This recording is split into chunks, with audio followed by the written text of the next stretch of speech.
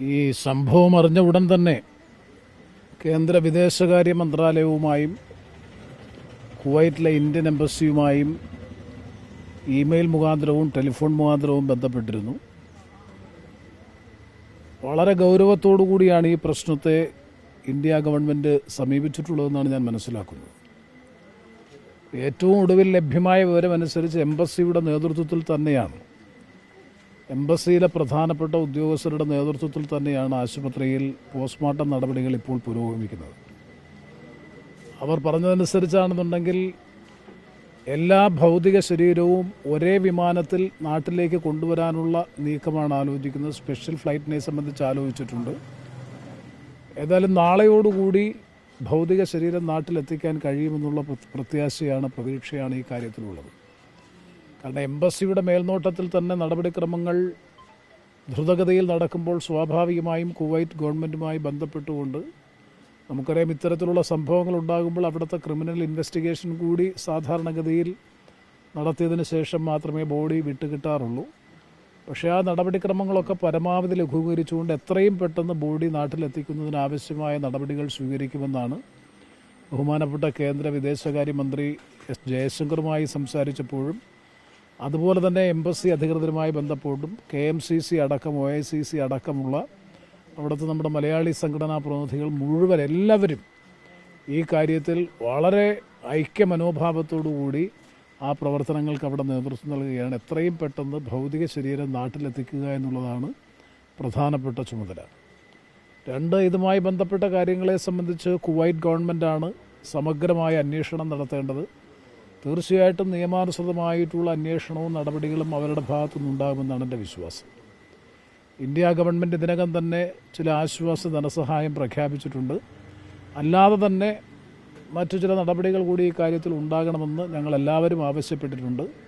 തീർച്ചയായിട്ടും കേന്ദ്ര ഗവൺമെൻറ്റിൻ്റെയും സംസ്ഥാന ഗവൺമെൻറ്റിൻ്റെയും ശ്രദ്ധയിൽ ഈ പ്രശ്നം കൊണ്ടുവന്ന്, ഇപ്പോൾ തന്നെ നമുക്കറിയാം, ഈ വീട്ടിലെ കുട്ടി ഫുൾ SSLC ഫുൾ A+ വാങ്ങി വിജയിച്ച, ഫുൾ A+ വാങ്ങി +2 വിജയിച്ച മിടുക്കിയായിട്ടുള്ളൊരു കുട്ടിയാണ്. സ്വാഭാവികമായും ആ കുട്ടിയുടെ മാനസികാവസ്ഥ തുടർ പഠനത്തിനുണ്ടാകുന്നതൊക്കെ മനസ്സിലാക്കിക്കൊണ്ട് ചില പ്രത്യേക പരിഗണനകൾ സംസ്ഥാന ഗവൺമെൻറ് കൂടി നൽകിക്കൊണ്ട് കുട്ടികളുടെ പഠനം ഉൾപ്പെടെയുള്ള കാര്യങ്ങളിൽ അനുഭാവപൂർവമായ നിലപാട് സ്വീകരിക്കേണ്ടതായിട്ട് വരും. അത്തരം കാര്യങ്ങളൊക്കെ ഈ ചടങ്ങുകൾക്ക് ശേഷം ബന്ധപ്പെട്ട കേന്ദ്ര സംസ്ഥാന ഗവൺമെൻറ്റുകളുമായി ബന്ധപ്പെട്ട് ആവശ്യം വേണ്ടുന്ന എല്ലാ നടപടികളും സ്വീകരിക്കും. ഈ കാര്യത്തിൽ ഒരലംഭാവവും ആരുടെയും ഭാഗത്തുനിന്നുണ്ടാകില്ല എന്നാണ് എൻ്റെ വിശ്വാസം. പ്രവാസ ലോകത്തുണ്ടായിട്ടുള്ള അനിഷ്ടകരമായ സംഭവങ്ങളിൽ വളരെ പ്രധാനപ്പെട്ടതാണിത്. അതും താമസിക്കുന്ന ഒരു ക്യാമ്പിൽ തീപിടുത്തം മൂലം ഇത്തരമൊരു മഹാദുരന്തം ഉണ്ടാകുക എന്ന് പറയുന്നത് ഞെട്ടിപ്പിക്കുന്ന സംഭവം തന്നെയാണ്. തീർച്ചയായിട്ടും ഉണ്ടായ സംഭവത്തെ സംബന്ധിച്ചുള്ള അന്വേഷണവും മറ്റ് നടപടിക്രമങ്ങളും ഒക്കെ കുവൈറ്റ് ഗവൺമെൻറ് നടത്തും. ഇന്ത്യ ഗവൺമെൻറ്റിൻ്റെ ഇടപെടൽ ആ കാര്യത്തിൽ തീർച്ചയായിട്ടും ഉണ്ടാകും. ഈ മരണപ്പെട്ടു പോയ കുടുംബങ്ങളുടെ സുരക്ഷിതത്വം അല്ലെങ്കിൽ ആശ്രിതരുടെ നിലനിൽപ്പ് അടക്കമുള്ള കാര്യങ്ങൾ പരിശോധിച്ച് ആവശ്യമായിട്ടുള്ള ധനസഹായം ലഭ്യമാകാൻ കമ്പനി അധികൃതരുമായി ബന്ധപ്പെടും. കേന്ദ്ര സംസ്ഥാന ഗവൺമെൻറ്റുകളുമായി ബന്ധപ്പെട്ടുകൊണ്ട് ആവശ്യമായിട്ടുള്ള എല്ലാ നടപടികളും സ്വീകരിക്കാൻ കൂട്ടായ പരിശ്രമം ഞങ്ങളുടെ എല്ലാവരുടെയും ഭാഗത്തുനിന്നുണ്ടാകും എന്ന് ഈ അവസരത്തിൽ അറിയിക്കുകയാണ്.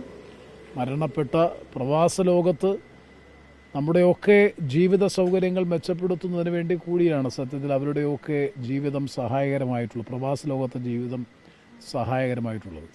ആ പ്രിയപ്പെട്ട സഹോദരങ്ങളുടെ വേർപാടിലുള്ള അഗാധമായ ദുഃഖവും അനുശോചനവും ഈ അവസരത്തിൽ പ്രത്യേകമായി രേഖപ്പെടുത്തുകയാണ്. ഞാൻ ആവർത്തിച്ച് പറയുന്നു, പരമാവധി KMCC, OICC, അതുപോലെ നമ്മുടെ പ്രവാസ ലോകത്ത് പ്രവർത്തിക്കുന്ന സന്നദ്ധ സംഘടനകളും ഇന്ത്യൻ എംബസിയും കുവൈറ്റ് ഗവൺമെൻറ്റും ഒക്കെ ഈ കാര്യത്തിൽ വളരെ താല്പര്യത്തോടു കൂടിയിട്ടുള്ള പ്രവർത്തനവും ഇടപെടലുമാണ് നടത്തിക്കൊണ്ടിരിക്കുന്നത്.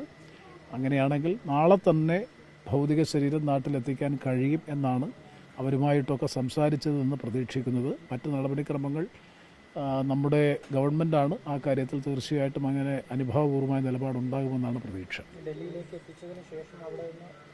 അതിൻ്റെ വിശദാംശങ്ങൾ വ്യക്തമായും ഇനിയും ലഭ്യമായിട്ടില്ല.